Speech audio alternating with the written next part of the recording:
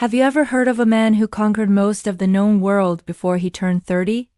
A military genius, a visionary leader, and a figure so legendary that his name still echoes through history. Today, we're diving into the epic life of Alexander the Great. Born in 356 BC in Pella, the capital of Macedon, Alexander was no ordinary prince. His father was King Philip II, a brilliant military strategist in his own right, and his mother was the fiery Queen Olympias. But perhaps the most influential figure in his early life was his tutor, the one and only Aristotle. For 3 years, the greatest philosopher of the age taught the young prince everything from medicine and science to literature and politics, instilling in him a deep love for knowledge and a relentless curiosity about the world. This wasn't just a royal education. It was training for a destiny of unparalleled greatness.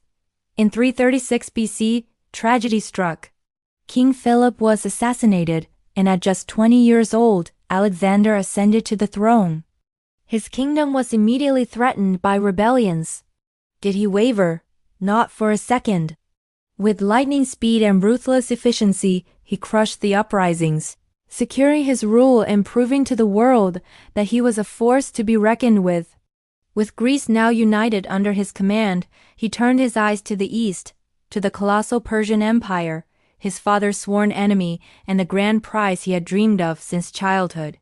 In 334 BC, Alexander led his army across the Hellespont into Asia Minor. What followed was one of the most astonishing military campaigns in all of history. He was outnumbered, deep in enemy territory, but his tactical brilliance was unmatched. At the Battle of the Granicus, and then at Issus, he faced the mighty Persian forces led by King Darius III and emerged victorious. He famously solved the puzzle of the Gordian knot, not by untying it, but by slicing it in half with his sword, a perfect metaphor for his approach to problems, bold, direct, and decisive. His conquests continued.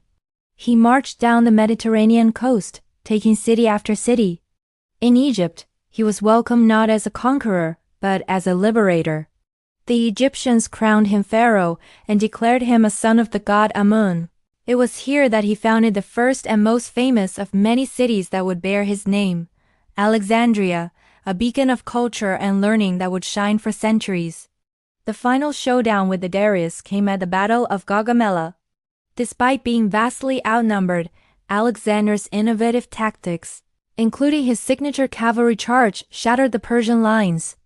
Darius fled and was later assassinated by his own men, leaving Alexander the undisputed ruler of the Persian Empire. But he didn't stop there. Fueled by an insatiable desire to reach the ends of the world and the great outer sea, he pushed his army further east, across the Hindu Kush and into India. In India, he faced his toughest challenge yet at the Battle of the Hydaspes against King Porus and his war elephants.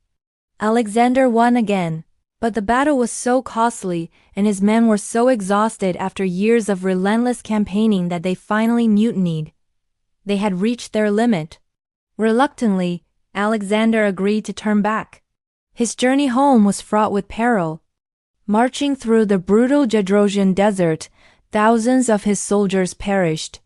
In 323 BC, back in the city of Babylon, which he planned to make his new capital, Alexander the Great, the man who had never lost a battle, was struck down by a sudden fever. He died at the age of just 32. His empire, forged by the sword and held together by his sheer force of will, fractured almost immediately. But his legacy? That's immortal. Alexander spread Greek culture, language, and ideas across a vast area, kicking off the Hellenistic age, a vibrant period of cultural fusion that shaped the world for centuries to come.